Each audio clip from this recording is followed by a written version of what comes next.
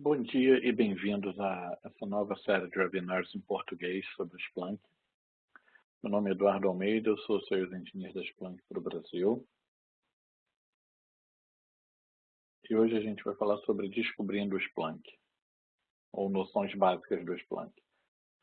Para quem quer informações adicionais e não se incomoda em webinars em inglês, a gente tem uma demo de Splunk semanal, acontece todas as quartas-feiras, às 15 horas, horário do Brasil.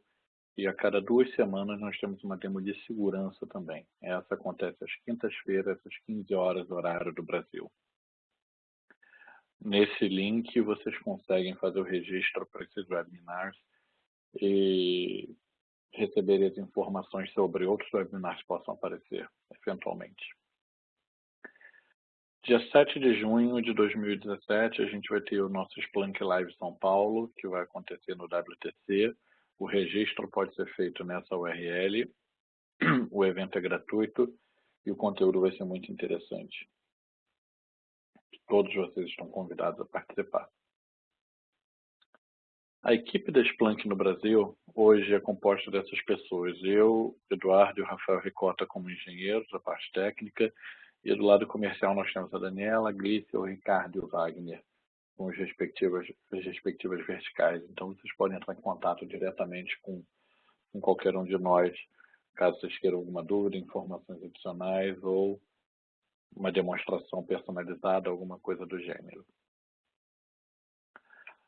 Hoje a gente vai falar então quem é a Splunk, qual é a visão da Splunk, o que são dados de máquina, por que utilizar a Splunk. Eu vou fazer uma demonstração de como o Splunk funciona e algumas das funcionalidades.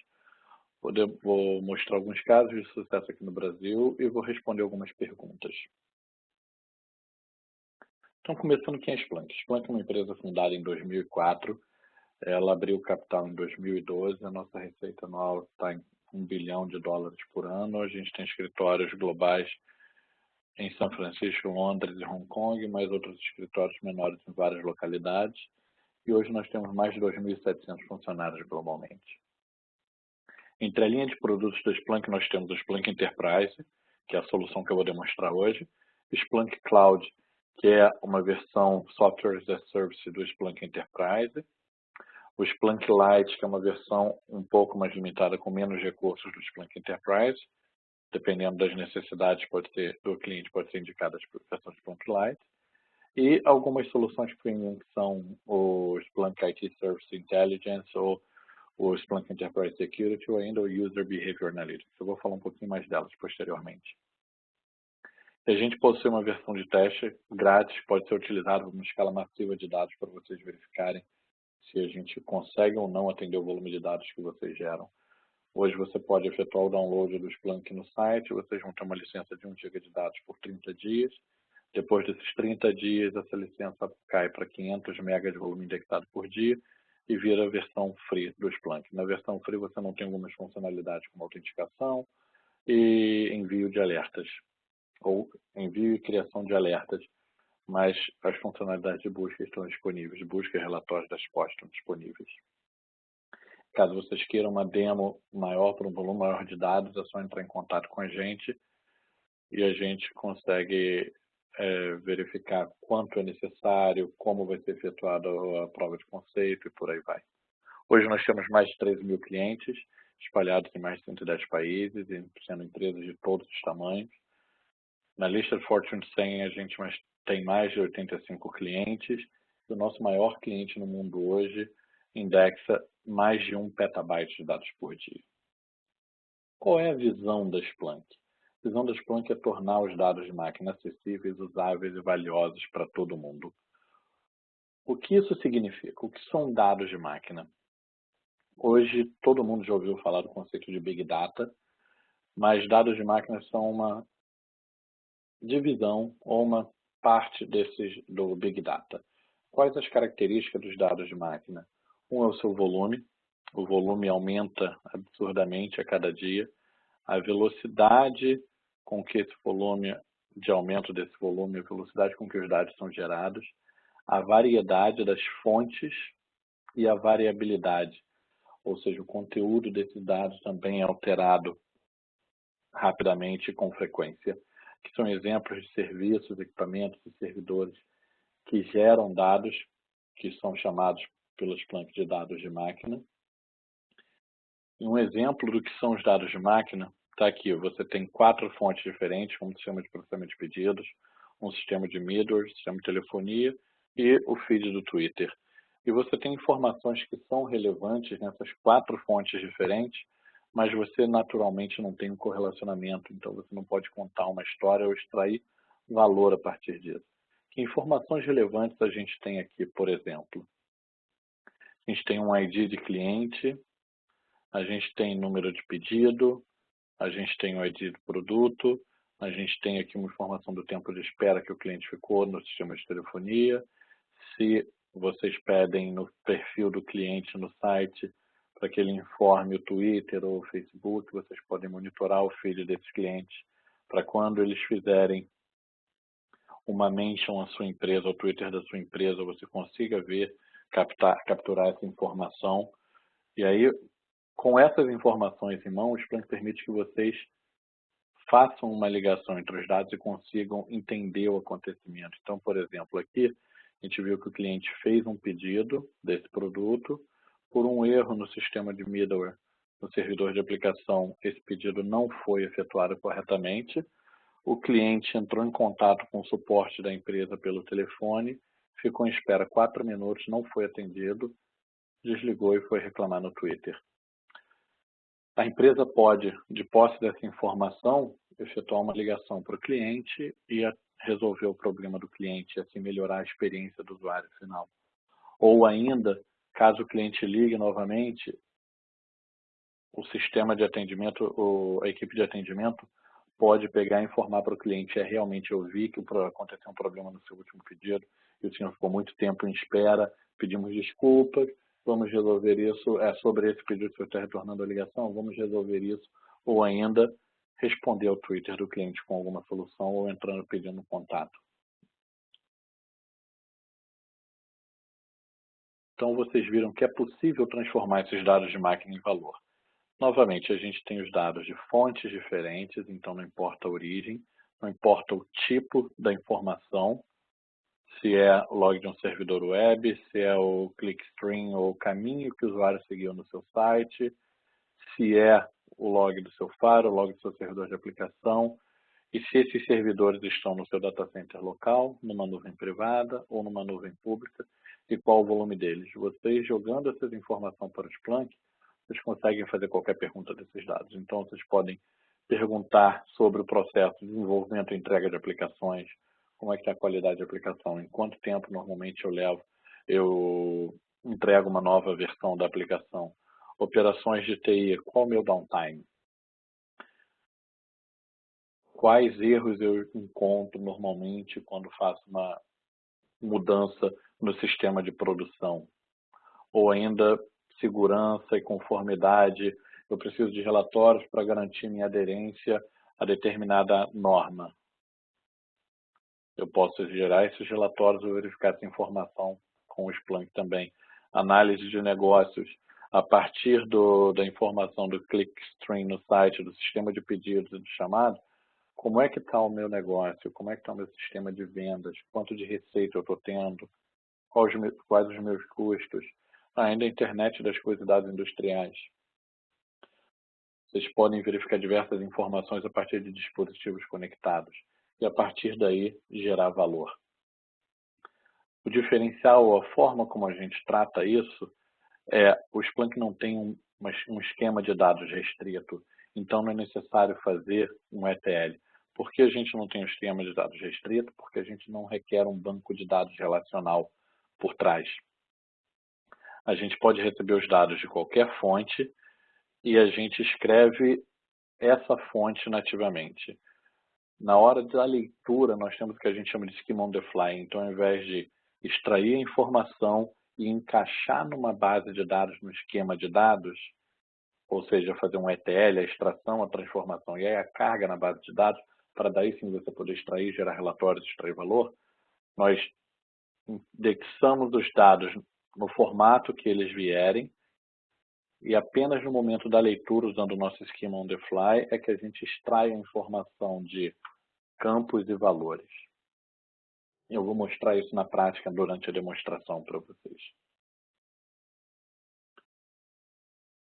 Com essas informações, com essas perguntas que você pode fazer, o Splunk pode gerar insights que proporcionam uma vantagem competitiva enorme para a empresa de vocês, apoiando estratégias ou prioridades executivas. Por exemplo, se vocês querem executar novas iniciativas de negócio e querem analisar qual o possível impacto ou possível receita, o custo associado a essas novas iniciativas, se essa informação já estiver no Splunk de alguma forma, vocês podem extrair valor antes mesmo de começar. Vocês podem extrair informações que vão ajudar a prevenir fraude. É mais fácil e melhor gerenciar serviços utilizando o Splunk, porque ao invés de você gerenciar equipes diferentes que tomam conta ou gerenciam unidades diferentes do teu serviço, você gerencia o serviço como um todo. Então, por exemplo, numa loja online, você precisa gerenciar o serviço da sua loja online e não gerenciar a equipe de rede, que cuida dos equipamentos de rede e conectividade, a equipe de segurança, que garante a segurança do serviço, a equipe de aplicação, que desenvolve a aplicação, a equipe de banco de dados, que cuida do banco de dados. Ao invés de gerenciar as equipes separadamente, você gerencia o serviço da loja como um todo. Se você quer garantir 100% de disponibilidade para aplicações críticas, com o Splunk você consegue verificar essas informações, inclusive fazer predição de falhas ou ajudar na análise de causa de quedas, root cause analysis, por exemplo. Então, por que o Splunk consegue proporcionar essa informação ou por que usar o Splunk? Retorno rápido do investimento. Por que o retorno é rápido? Como eu falei, vocês podem baixar o Splunk, instalar o software em um único servidor e fazer uma análise rápida de alguns dados para verificar a informação que vocês podem ter. Então, sem necessidade de fazer ETL, vocês conseguem um retorno muito mais rápido. É uma única plataforma para múltiplos casos de uso. Como eu já mencionei anteriormente, você pode responder perguntas ou analisar dados de aplicações, segurança, operação de TI, internet das coisas, negócios e por aí vai. Você consegue visibilidade total e não apenas a silos ou grupos específicos. Você pode perguntar qualquer coisa aos seus dados e não importa a origem ou o tipo de dado, você pode usar modelos de instalação diferenciados. Como assim? Como eu mencionei antes, nós temos fontes diversas de dados de máquina que mandam para o Splunk como uma plataforma para inteligência operacional. Esse software pode estar instalado na sua rede local, a versão Splunk Enterprise, ou ainda na sua nuvem privada. Então, você instala o sistema operacional, instala o Splunk Enterprise nos seus servidores na nuvem, pode utilizá-la também, ou usando a versão Software as a Service do Splunk Cloud. O Splunk Cloud ele fica no AWS, então hoje nós temos servidores da AWS em São Paulo que podem hospedar esse serviço, então vocês não teriam uma lentidão, uma latência de acessar um serviço nos Estados Unidos ou em outra localidade. Hoje, para facilitar a extração de dados e a geração de relatórios e dashboards, nós temos mais de 1.300 aplicativos e add-ons na nossa base. Se vocês acessarem splunkbase.splunk.com, vocês podem ver quais são esses aplicativos e o que eles fazem. Por exemplo, o aplicativo do Cisco, do Palo Alto, eles permitem que vocês extraiam os logs e dados desses dispositivos e já identifiquem os campos automaticamente. Ou ainda já possuem dashboards prontos que geram informações úteis para você já out of the box. Instalou e você já tem essa informação.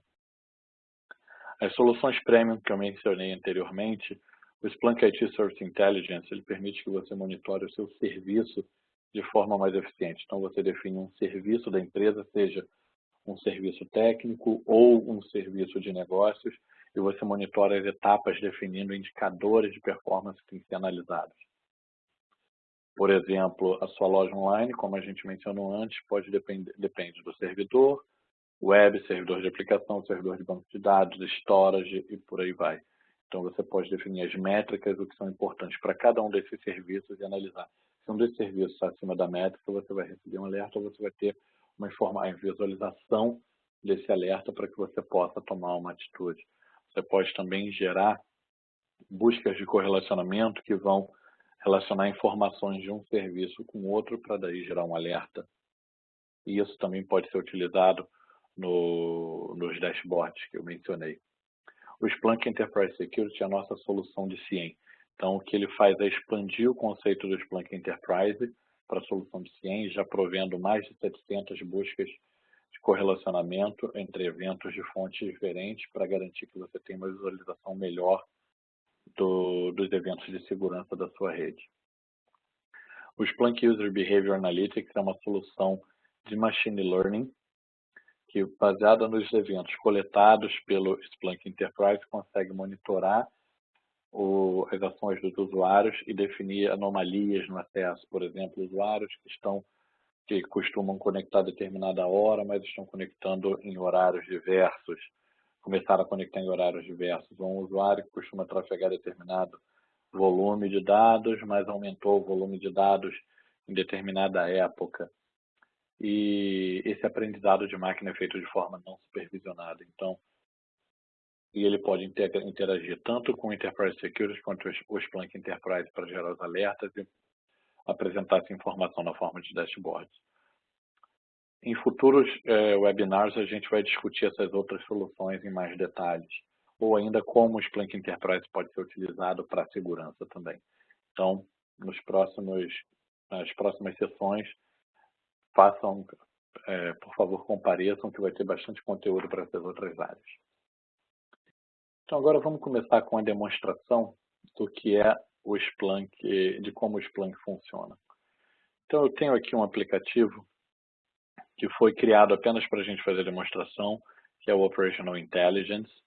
E, como eu mencionei antes, nós temos essas 5 áreas que nós podemos atuar, essas 5 verticais, vamos dizer assim. E eu tenho aqui um exemplo do que são os dados de máquina para ficar claro para vocês. Então, nós temos fontes diversas aqui, e esse é o dado bruto. Tá? A descrição desses dados que estão sendo utilizados nessa demo está aqui. Então, nós temos filas de mensageria, métricas, comandos de diagnóstico e de status do sistema operacional, logs de syslog, de aplicação, de servidor web, de acesso, o próprio tráfego de rede pode ser monitorado, ou ainda dado de clickstream ou fluxo que o usuário teve dentro do website e por aí vai. E uma coisa que é interessante é que a gente vê que algumas dessas fontes são utilizadas para mais de um caso de uso. Então, por exemplo, para aplicações, nós temos aqui syslog, log de aplicação, métricas de sistema operacional. Para operação de TI, nós usamos as mesmas fontes. Para segurança, as mesmas fontes. Para análise de negócio, algumas das fontes são usadas também. Então, você vê que a mesma fonte pode ser utilizada para casos de uso diversos. Isso faz o quê? Com que o mesmo volume de licenciamento, grupos diferentes possam obter informação. E se a informação estiver em uma única instância do Splunk ou em uma única instalação, seja ela standalone ou distribuída em vários servidores, você pode ter mais grupos e mais negócios da sua empresa sendo analisados e a informação gerando valor ao mesmo tempo. Eu vou mostrar primeiro a parte técnica de como funciona a busca e depois a gente vai evoluir como a gente chega no dashboard para mostrar como funciona a integração e como vocês podem monitorar os serviços mais efetivamente. Então, a interface do Splunk de busca é essa aqui. Nós temos uma barra de busca e temos um seletor de tempo, onde a gente pode escolher entre intervalos de tempo pré-definidos ou colocar o que a gente quer. Eu vou fazer a busca aqui nos últimos 60 minutos para a gente diminuir o volume de dados que a gente vai colocar. E a gente está tendo uma situação que alguns clientes estão reclamando que eles não conseguem completar os pedidos. E a gente vai analisar esse problema para ver o que pode ser. O nome da empresa é Acme, então a gente só vai pesquisar por Acme e ver o que a gente encontra. Vocês conseguem ver que dependendo do tempo que eu defini aqui, a divisão, eu tenho uma distribuição aqui ao longo desse tempo de eventos coletados. O intervalo nessa distribuição, no caso aqui cada coluna é 1 minuto, depende do tempo que a gente selecionou aqui. E aqui nós temos os eventos brutos E a gente vê aqui alguns dos campos. Hoje aqui, se vocês olharem, nós temos 10 tipos de dados diferentes. Então, nós temos dados de Firewall Cisco, do ASA do Cisco, eventos de segurança do Windows, VPN da Juniper, log de segurança do Linux, log do servidor web, informações do MySQL, por aí vai. Ou seja, eu tenho informações diversas. Eu tenho aqui os campos, como eu mencionei, que são extraídos no momento da leitura. Então, no momento da exibição dos dados aqui, esses campos são extraídos, são exibidos aqui nessa coluna lateral. Então, um exemplo. Como eu sei que o cliente não está conseguindo fazer uma compra ou efetuar o pedido, eu posso fazer uma busca aqui por um dos códigos de erro do servidor web. Certo? E aqui, fazendo essa busca, eu vejo que eu tenho realmente agora apenas logs do servidor web. Então, isso já facilita exatamente o que eu gostaria nesse momento. Para começar a investigação, eu vejo que está aqui realmente o status 503 e Acme aqui. A gente vê que os campos são um pouco diferentes, diminuiu a quantidade de campos. Por quê? Porque agora eu tenho apenas um único tipo de arquivo, uma única fonte de dados. Mas olha aqui um detalhe interessante. Quando eu venho checar status, eu vejo que eu tenho 4 status diferentes. Eu tenho 503 em a maioria dos eventos, mas eu também tenho status 200, 404, 417. Por que isso? Porque a busca do jeito que eu efetuei, eu estou buscando apenas texto, então ele vai achar essa informação em qualquer lugar. Então, se eu quero, na verdade, que o status da requisição web seja 503, eu posso fazer a busca. Vocês viram aqui que o AND é implícito, eu não preciso explicitar isso aqui. Mas eu posso buscar também por um outro status. Vamos pegar aqui 403. Então, buscando por Acme e status 503 ou status 403. Dessa forma, se eu verificar aqui, eu já tenho agora no status apenas os dois que eu mencionei. Tá? Uma outra coisa interessante é que nem todo mundo sabe o que quer dizer o status 503 e o status 403. O Splunk ele permite que a informação exibida possa ser enriquecida através de dados externos, seja através de um arquivo CSV, seja através de uma conexão ao banco de dados para extrair valores adicionais, informações adicionais. Nesse caso aqui, a gente tem uma tabela, um arquivo CSV externo, que traduz o código numérico para a descrição do status e ainda para o tipo do status. No caso, erro de servidor, erro de cliente. Isso facilita muito porque enriquece a informação que a gente tem. Então, mesmo sem essa informação estar disponível no log bruto, a gente exibe essa informação e consegue gerar um relatório mostrando uma informação mais legível ou que seja fácil de entender para a pessoa que não é técnica. Tá? Isso aqui é um problema, mas eu tenho outros códigos de erro. Então, qualquer código 400 é receita e qualquer código 500 é receita que eu perco, porque eu estou deixando de efetuar uma venda ou estou gerando um erro para o cliente.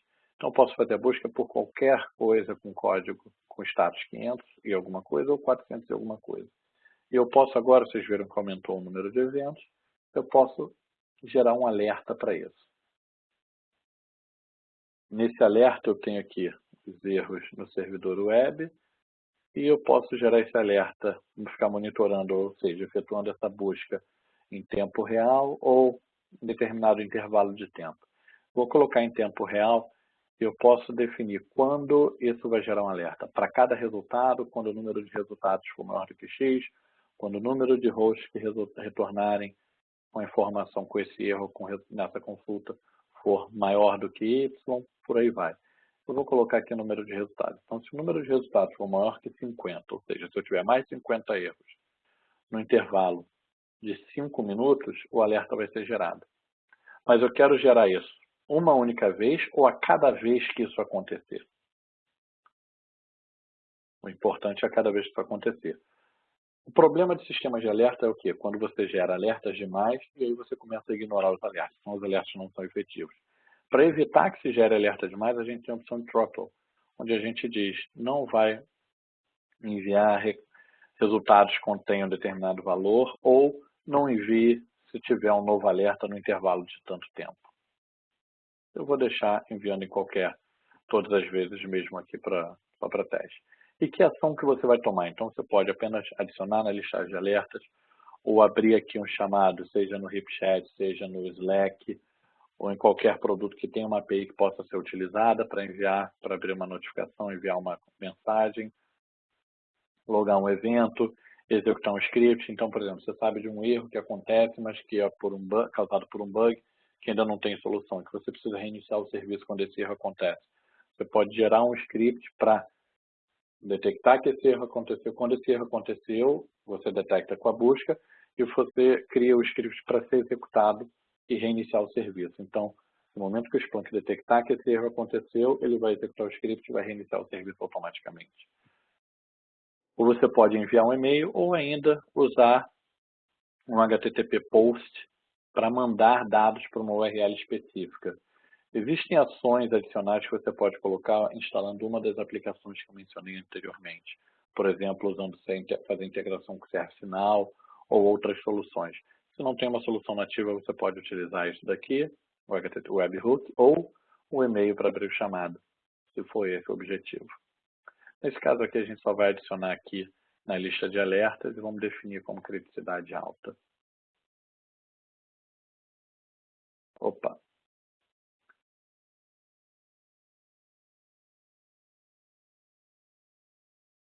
Esqueci de adicionar uma informação. Vamos botar aqui qualquer coisa só para gerar o alerta. Pronto, o alerta está gerado. Então, a gente viu uma das capacidades que é gerar alerta. Vamos agora mudar para um outro recurso do Splunk, que é gerar relatórios. Normalmente, você tem que gerar a informação, fazer a busca da informação e gerar um relatório. Então, um exemplo aqui nós temos a quantidade de erros que está acontecendo agora. Quais páginas estão gerando esse erro? Então, eu tenho aqui embaixo um outro campo que existe nos logs web, que é o quê? Qual é a página que eu estou solicitando? Então, eu vejo aqui, URI path, está aqui. Eu tenho a página que está sendo solicitada, que está tendo como resultado esse erro. Eu posso simplesmente clicar aqui em Top Values e eu vejo quais são essas páginas. Eu já tenho um relatório gerado. Eu posso mudar o formato de visualização. Eu quero em colunas, eu quero um gráfico de pizza, quero um gráfico de linha. Eu acho que aqui para esse realmente o gráfico de barras é o mais efetivo. Eu posso alterar a informação, formatar aqui para mudar a cor, mudar a legenda e por aí vai. Eu vou deixar do jeito que está aqui e vou gravar isso aqui como um relatório.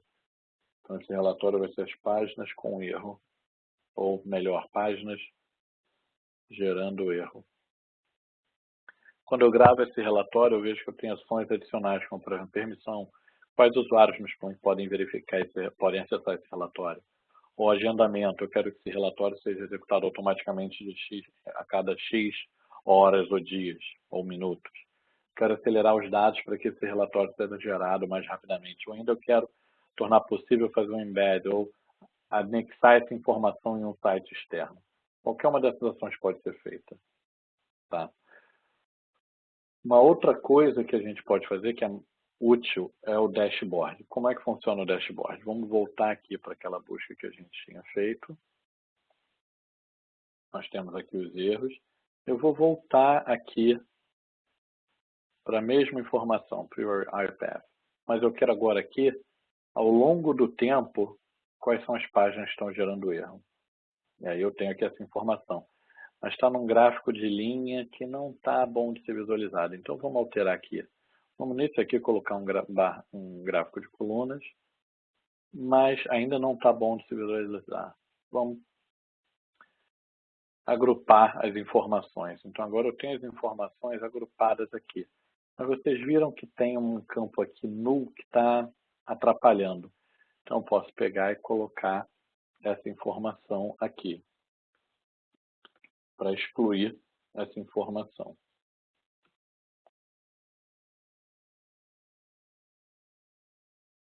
E aí pronto. Os campos que não tem nenhum campo de URI path não vão aparecer. E aí você tem um gráfico mais limpo para ver realmente quais são as URLs ou as páginas que estão gerando erro. E agora eu posso pegar e gravar isso como um dashboard. Eu vou criar um dashboard chamado erros web novamente. E esse painel vai ser as páginas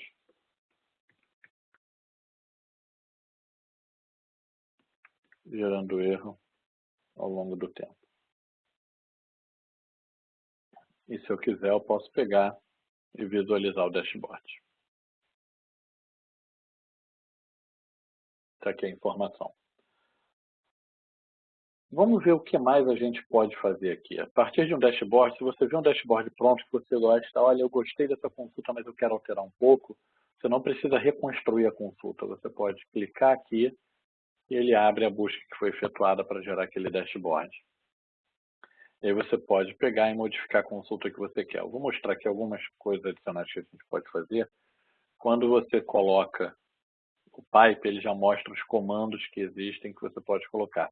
Dependendo da configuração do usuário, ele pode colocar os comandos mais comuns ou não. E se você seleciona o comando, ele vai mostrar uma descrição básica de como você pode utilizar.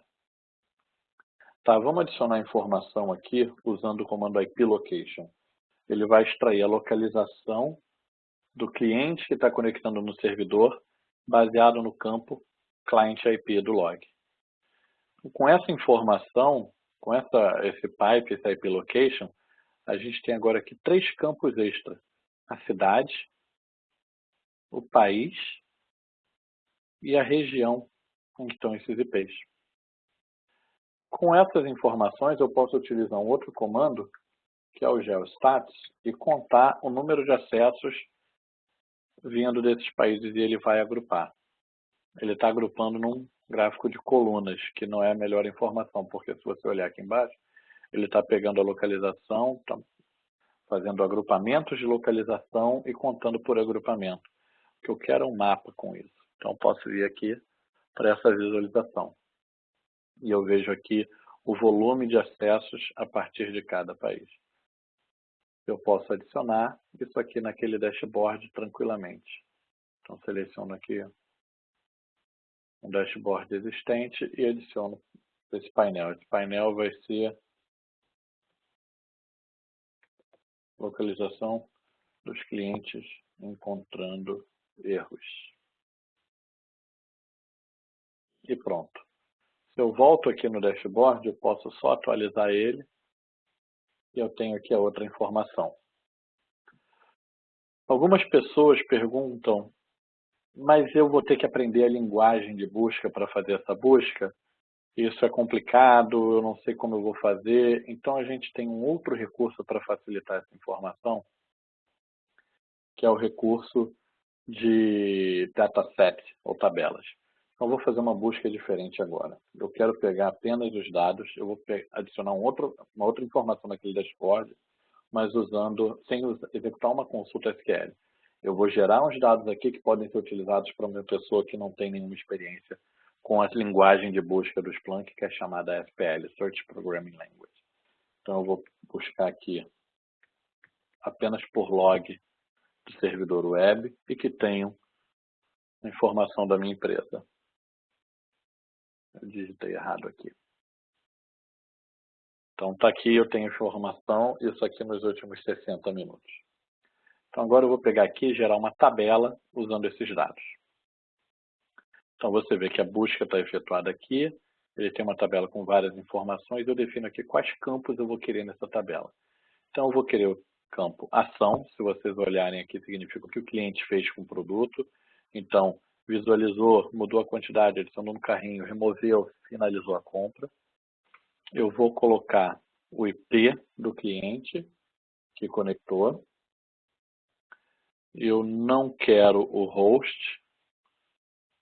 Eu quero o preço do produto, eu quero a descrição do produto, eu não quero a origem e o tipo do arquivo, e eu quero o status. Então, tenho essas informações aqui. Data e hora do evento, ação, IP, preço, produto e status. Tá certo. Então, fechei. Eu tenho aqui já uma listagem com essas informações. Aí eu tenho aqui um preview das informações e um sumário dos campos. Nesse sumário, eu vejo em quantos eventos esse campo está aparecendo e quais são os eventos, os valores individuais desse campo. Tá? Uma coisa que acontece que é interessante, às vezes a fonte do log coloca o campo tempo num formato que não é legível. Então, a gente pode reescrever facilmente esse campo. Eu crio um outro campo, nesse caso aqui eu vou chamar de Event Type. Eu vou formatar, eu quero nesse formato aqui, mês, dia, ano, hora, minuto, segundo, AM, PM. E pronto. Com isso, eu criei um outro campo que tem a data e a hora nesse formato aqui, que é mais fácil de se entender. Uma outra coisa que é interessante de se fazer é, eu quero apenas os dados de compra. Eu quero saber quem não conseguiu efetuar uma compra. Então, eu vou primeiro filtrar por esse valor aqui de compra. Quando eu faço isso, seleciono o campo que eu quero e filtrar por esse valor. Então, está aqui. Vocês veem que agora eu só tenho o campo compra. Eu quero saber não conseguiu comprar, então eu quero ver os erros aqui. Mas o erro aqui está numérico e nem todo mundo vai saber o que é. Então, eu vou adicionar, relacionando esse campo status aqui, um lookup, ou seja, como se eu estivesse fazendo join entre duas tabelas no banco de dados. Eu vou adicionar, a partir de um lookup, qual é o lookup? O lookup é justamente esse arquivo externo ou essa conexão ao banco de dados. Nesse caso aqui é um arquivo externo que eu nomeei como HTTP status lookup. Eu digo qual é o campo que vai ser a ligação entre eles. Então, o campo status nos meus dados, na minha tabela, vai ser igual ao campo status na tabela de lookup. E eu vou extrair os campos descrição e tipo. Então, com isso, eu já adicionei informações externas que não estão no log aqui. E agora eu posso fazer a filtragem, por exemplo, ao invés de filtrar pelos códigos numéricos de erro, selecionar um a um, ou selecionar pela descrição, eu posso simplesmente filtrar pelos erros de servidor. Erro de cliente, infelizmente, a gente não tem nada que a gente possa fazer, mas erro de servidor é o que nós somos responsáveis. Aqui, nesse caso, nesse exemplo, é o que a gente vai tratar. Então, já temos a definição de dados aqui. Tem a tabela com todas as informações que eu quero e que qualquer pessoa pode precisar. Então, com isso, eu vou salvar essa tabela. Essa tabela vai ser gravada como, por exemplo,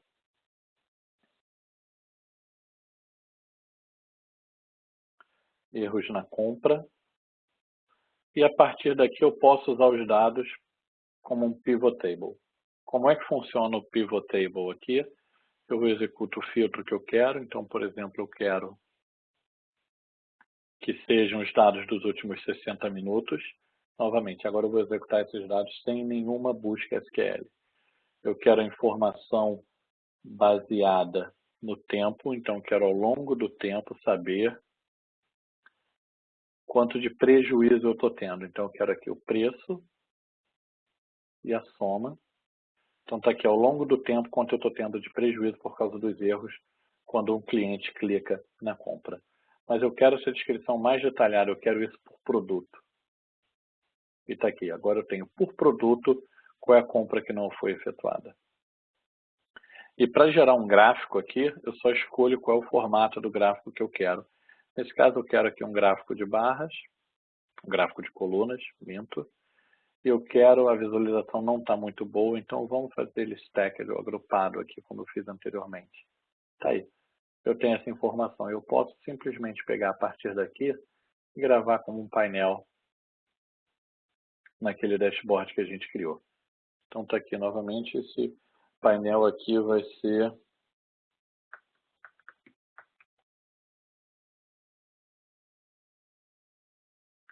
a receita perdida por produto. Então, se eu vier visualizar o dashboard agora, eu tenho as três consultas que eu fiz, sendo essa última aqui sem ter nenhuma linha de busca na interface de busca.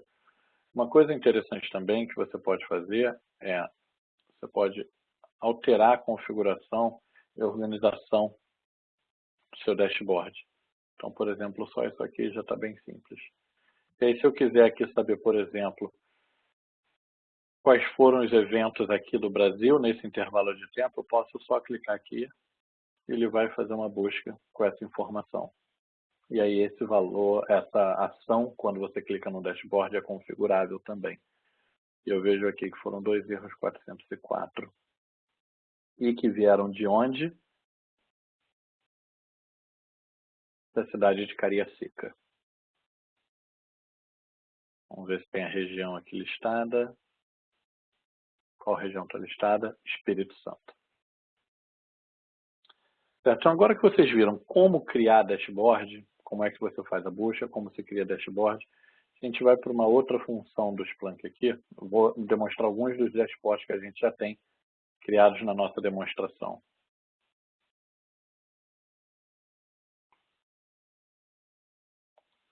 Estou com algum erro ali, eu não consigo ir para a interface inicial, então vamos por aqui. Pronto. Então aqui na aplicação eu tenho aqui um dashboard com uma visão executiva, onde eu vejo o que está acontecendo. Eu já vejo de cara aqui que na parte de operação de TI eu estou excedendo o meu SLA. Na parte de segurança eu tenho alguns eventos críticos acontecendo. Na parte de aplicação eu tenho alertas aqui na performance. Na parte de negócios eu tenho um alerta aqui na receita e no sentimento do cliente. Na parte de internet das coisas eu tenho um alerta aqui no consumo de energia. Tá, então uma das coisas que a gente vai olhar, primeiramente, é ok. Qual é o problema que eu tenho aqui no meu SLA? Se eu clico, eu vou ser levado para o meu dashboard de visibilidade de operações de TI. Eu vejo que o problema está acontecendo na minha loja web. Eu tenho um número de transações com falha muito grande.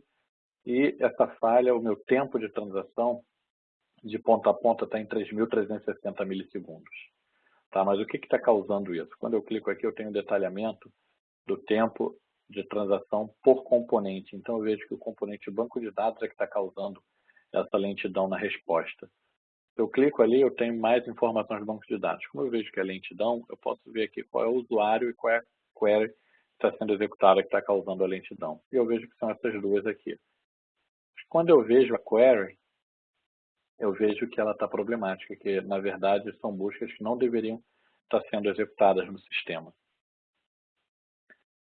E eu tenho que fazer uma verificação desses eventos. Então, por exemplo, eu clico aqui e eu vou ver formatado quais são os eventos. Se eu tirar essa informação, que transforma os dados obtidos para esse formato, eu vejo os eventos brutos e sei o que está acontecendo. Então, aqui está realmente a query SQL e ela está vindo de um servidor interno e não da internet. Então, não tem ninguém da internet conectando no meu servidor.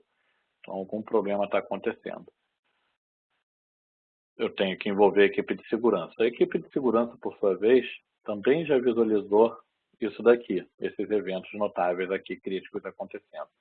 Se eu clico, se o executivo clica nesse link, ele vai para o dashboard de visão de segurança. A gente tem aqui atividades de autenticação, os eventos notáveis, atividades de rede, os eventos notáveis por localização, e aqui eu vejo a lista de eventos notáveis. Eu posso ordenar. Então, eu vejo, por exemplo, de criticidade, eu vejo que tem um ataque de SQL injection. Se eu clicar aqui, eu vou ver de onde está vindo esse ataque. Vamos andar um pouquinho aqui no globo. Está vindo dessa região, que aparenta ser as Coreias. Se eu clico aqui, ele me leva para aquela informação que eu já coloquei. Eu tenho os eventos que estão aqui. E aí eu vejo de onde está vindo, qual IP está sendo utilizado para fazer esse acesso. E eu vejo aqui vários IPs. Vamos olhar um deles, por exemplo, esse aqui. O que acontece? Eu só paro o mouse em cima dele, o cursor do mouse, eu tenho essa informação. Eu posso adicionar na busca, excluir ou simplesmente criar uma nova busca só com essas informações. E aí eu vejo que eu tenho duas fontes. Uma, que é o log do servidor web, e outra, que é esse stash. Esse stash é uma fonte temporária utilizada para as buscas de correlacionamento. Então, eu sei que eu não preciso verificar a informação aqui, que ela já foi gerada lá no evento de eventos notáveis. Então, eu vou filtrar aqui processo web. E aí eu vejo que esse IP está conectando no servidor e fazendo posts, mandando essa informação. Ou seja, eu tenho um ataque de SQL injection acontecendo aqui. De onde está vindo esse ataque? A gente já viu alguns IPs, mas qual é o site ou quem está direcionando para esse ataque? Qual sistema meu está vulnerável? Eu vejo aqui que o referrer, ou quem encaminhou para essa requisição, é o meu próprio site, mas na versão mobile. Como eu não tenho um site mobile, eu sei que isso aqui pode ser um problema da minha aplicação. Então, posso envolver a equipe de aplicação para verificar o que está acontecendo. Eu venho aqui na parte de aplicação, eu posso analisar esse dashboard específico. Vamos ver aqui, por exemplo, performance de aplicação. Eu vejo que a latência, a taxa de erro e o volume de requisições aumentou consideravelmente. Eu posso pegar e olhar quais são as versões que estão com erro. No caso aqui é a versão 4.6 do iOS. Fazendo aqui, clicando ali, eu vejo a busca para os dados dessa versão. Mas eu quero ver mais algumas informações antes. Olhando aqui, eu posso verificar por campo. Eu posso dividir e mostrar o que eu quero ver nesse gráfico. Eu quero ver justamente a versão da aplicação. Aí eu vejo o que está causando lentidão por versão. Vamos olhar na versão 4.0. Olha, eu tenho lentidão causada na 4.0 pelo ataque do SQL Injection. Vamos ver se outras também são suscetíveis. Não, essa aqui não está. Mas eu vejo que a maior lentidão está sendo causada na 4.6 pelo mesmo problema. Então, eu consigo, através disso aqui, verificar quais versões estão sendo utilizadas para efetuar esse ataque, envolver o time de aplicações para corrigir essas versões, lançar uma versão nova no mercado e para o time de operações, por exemplo, efetuar configurações no servidor para que esse ataque não seja mais bem sucedido, mesmo que os usuários não atualizem as aplicações. E com isso a gente já falou de aplicação, operação de TI e segurança. Agora o negócio, o que está acontecendo com a empresa ou com o negócio por causa desse ataque, por causa dessa lentidão? Consigo aqui no dashboard de análise de negócios ver que a minha receita caiu 48% na última hora por causa do ataque. O meu custo subiu em 2%. Se eu olhar aqui e clicar na receita, eu vejo que a minha receita está muito abaixo do que estava previsto. E isso começou a acontecer, começou a cair desde que aumentou o número de falhas nas transações. Falhas nas transações causadas porque o sistema está sobrecarregado. Quando eu analiso o meu custo, eu vejo aqui, serviço de hospedagem está o mesmo custo de suporte está o mesmo, mas utilities aumentou. Eu vejo que utilities aumentou justamente porque o custo de energia aumentou. Gás e água está o mesmo custo. Em compensação, a experiência do cliente, eu vejo que o sentimento do cliente está em alerta. O suporte está em azul, está ok, porque o volume de chamadas ainda está abaixo do meu limite de capacidade. Está num volume alto, mas eu ainda tenho capacidade de atender esse volume. Quando eu clico no sentimento, eu vejo quais são as hashtags que estão sendo utilizadas no Twitter, por exemplo. Aí você vê aqui um not working, 404, 500, mas o pessoal está satisfeito com o suporte. O aplicativo móvel está lento, a gente tem todas essas informações. Agora, a gente viu que o custo aumentou com a luz. Que detalhes que a gente pode ter disso? Através aqui do dashboard do data center, divisão do data center, a gente pega dados da internet das coisas, são sensores de temperatura, de utilização de energia, do ar-condicionado, e consegue ver o que está acontecendo. A gente vê que aqui nesse REC 2 a temperatura está alta. Eu tive um aumento de 25% no consumo de energia. Por quê? O que tem nesse REC 2? A gente clica aqui, que é justamente o REC 2, a gente vê que eu tenho meu banco de dados, eu tenho meu servidor web. Então, o aumento de conexões no banco de dados, o aumento de requisições, o ataque causando um aumento de processamento do servidor do banco de dados, está fazendo com que o servidor utilize mais energia, então aumente a temperatura dele e por isso eu tenho essas informações.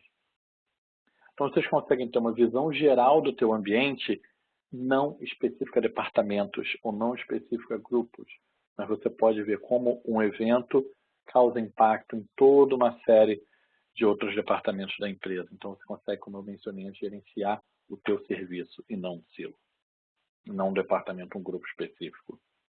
Tá? Vamos voltar para a apresentação. onde eu vou falar de alguns casos de sucesso. Que são os clientes, alguns dos clientes que nós temos ao redor do mundo. Eles foram agrupados aqui para vocês verem que qualquer vertical, qualquer área de atuação dos clientes, nós temos casos de uso para todas as áreas. Na América Latina e Brasil, nós temos esses clientes aqui, sendo o maior dos clientes no Brasil hoje, o Banco Itaú. Alguns casos de uso em detalhes estão aqui, por exemplo, a Holding B2W. Uma das coisas que impressionou eles foi o processo de instalação. No caso deles, levou apenas 2 meses, desde o começo da instalação até a entrada em produção. E desde que entrou em produção, eles conseguiram mensurar o volume de pedidos em tempo real e também fornecer tendências históricas. Então, eles conseguem verificar, baseado na proximidade do Dia das Mães, por exemplo, qual é o aumento que eu prevejo de compras de produtos dessa área ou desse estilo. E por aí vai. Eles conseguiram melhorar a experiência do cliente, com isso aumentando a receita. Eles conseguem mostrar que eles estão aderentes aos requerimentos regulatórios do Brasil com uma facilidade muito grande, porque esses dados já estão na base dos planos. Um outro cliente do Brasil, bem sucedido, é a Brandili. Eles usam os planos para aprimorar o processo de tomada de decisão. Então, por exemplo, eles conseguem ter mais inteligência e visibilidade sobre o comportamento das máquinas e processos. Com essa visibilidade, eles conseguem ter mais insights e aceleraram esse processo de tomada de decisão e otimizaram os processos que não estavam sendo eficientes. Eles já estão expandindo o uso do Splunk para a internet das coisas, então eles vão analisar informações da área industrial na próxima fase de expansão deles. Um outro cliente com caso de sucesso é o PagSeguro. Eles têm vários dashboards que permitem visualizar em tempo real a informação dos serviços dele, então com isso eles conseguiram melhorar a disponibilidade de serviço, aumentar a satisfação do cliente, em consequência, eles conseguem ter uma visão centralizada em tempo real da infraestrutura, gerando alertas dos equipamentos, dos serviços, por aí vai. E eles conseguem também validar rapidamente as mudanças no ambiente de produção. Eu vou agora responder algumas perguntas que foram efetuadas. Enquanto eu respondo essas perguntas, vamos responder então algumas perguntas. Então, por exemplo, nossa base de dados está alocada no PostgreSQL e Azure. O Splunk se conecta a esses bancos de dados? Sim, a gente tem um aplicativo chamado DB Connect que pode traduzir a linguagem de busca do Splunk em queries SQL, seja para obter essa informação e indexar no Splunk, seja para agregar informações adicionais, como eu demonstrei com o código de erro do status HTTP, por exemplo. Quando a informação é buscada, o banco de dados são indexados ou consultados na hora? Eles são consultados no primeiro momento e essa informação fica em cache por um certo tempo. Depois desse tempo de cache, a informação é buscada, o banco de dados é buscado novamente. Então, para licenciamento, essa informação do banco de dados conta. Ao utilizar o Take Action para chamar scripts ou integração com o sistema de tickets, é possível passar parâmetros baseados nos registros? Sim. Como é um webhook, como é um HTTP post, você pode passar os parâmetros que são esperados para o seu sistema de tickets nessa requisição HTTP. Você já viu algum case de uso do Splunk para leitura de accounts em servidor Radius? Eu, pessoalmente, não vi, mas é possível. Existem casos de uso para essa leitura de accounts do servidor Radius e, com certeza, algum outro cliente já fez. Nós temos alguns apps até que já mostram essa informação mais facilmente. Existe alguma limitação com relação ao padrão dos arquivos de log lidos e interpretados pelo Splunk? O Splunk consegue interpretar qualquer arquivo em modo texto. Então, se a informação está sendo enviada do Splunk em modo texto, a gente consegue extrair informação e obter valor. Um dos detalhes importantes do Schema on the Fly que eu não mencionei anteriormente é que você pode começar a indexar e fazer a extração de valor depois. Como a extração de valor de campos de valores é feita somente no momento da leitura, aquela informação já está no índice do banco do Splunk e, com isso, na hora da leitura, você configurando essa extração vai ser feita posteriormente. Então, você pode ter dados há um mês lá e adicionando os campos ou extraindo novos campos de dados históricos sem problema nenhum. Quanto tempo demora para desenvolver um template baseado nesse exemplo que foi demonstrado? Eu gerei um dashboard ali com 3 relatórios simples em alguns minutos, em 15 minutos de demonstração. Dependendo da informação e se os logs já estão todos no Splunk, a gente pode fazer muito rápido ou pode demorar dependendo da complexidade das perguntas ou dos dados que estão lá.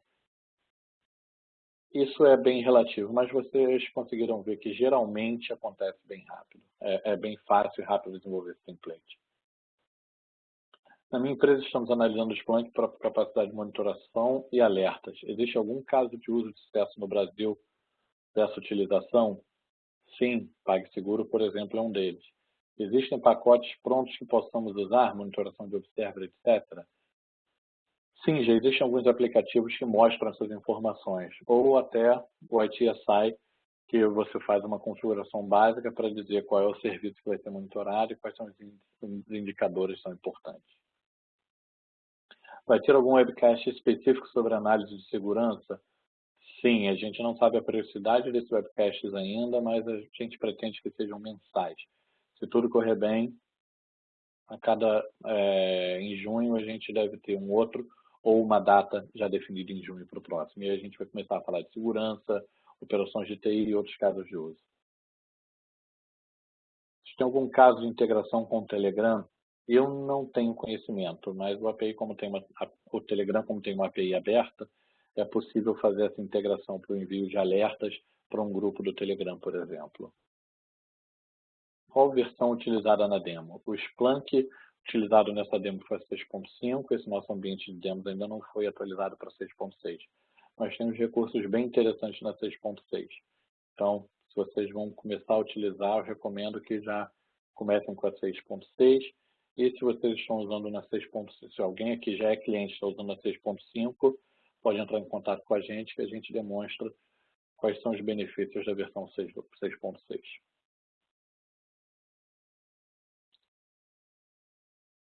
As opções Premium trazem funções extras ou são conjuntos prontos de dashboards, consultas, etc. Eles trazem funções extras. Uma das funções extras, por exemplo, é o Glasstable, que é uma interface que você cria um dashboard, vamos chamar assim, mas você não tem relatórios da forma como a gente criou. Você cria um mapa, utiliza o ícone que você quer e cria consultas para gerar os indicadores. Então, você tem uma visualização mais gráfica da informação, mas sem usar gráfico de pizza e sem cores e alertas e números.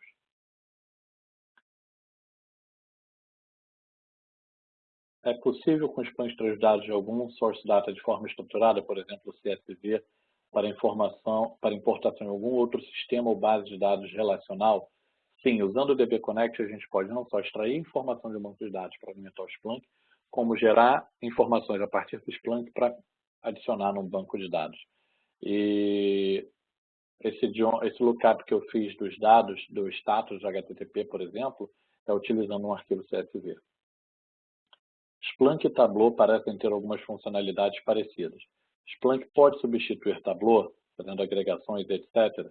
O Splunk pode substituir o Tableau ou ainda complementar. Você pode gerar as informações estatísticas no Splunk e enviar para o Tableau gerar as informações, por exemplo. Mas é possível substituir sim. Eu vou interromper a sessão de perguntas aqui, que a gente não tem mais tempo, mas a gente vai enviar as respostas para vocês por e-mail depois e o link dessa gravação também vai ser enviado para vocês. Gostaria só de lembrar do nosso Splunk Live, que vai acontecer no dia 7 de junho de 2017. Façam um registro, compareçam que o conteúdo vai ser muito bom. Então, obrigado e até a próxima.